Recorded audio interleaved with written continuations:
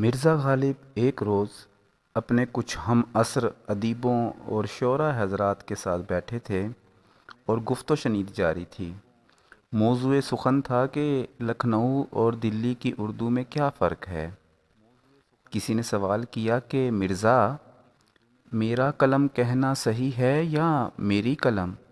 تو مرزا غالب کہتے ہیں کہ اگر لکھنے والا مرد ہو تو میرا قلم، اور اگر لکھنے والی عورت ہو تو میری قلم۔ اس پر کسی نے پھر سوال کیا کہ مرزا، جوتا کہنا صحیح ہے یا جوتی؟ تو اس پر محفل میں سے کسی نے کہا کہ ارے بھائی، مرزا تو یہی کہیں گے کہ عورت پہنے تو جوتی اور اگر مرد پہنے تو جوتا۔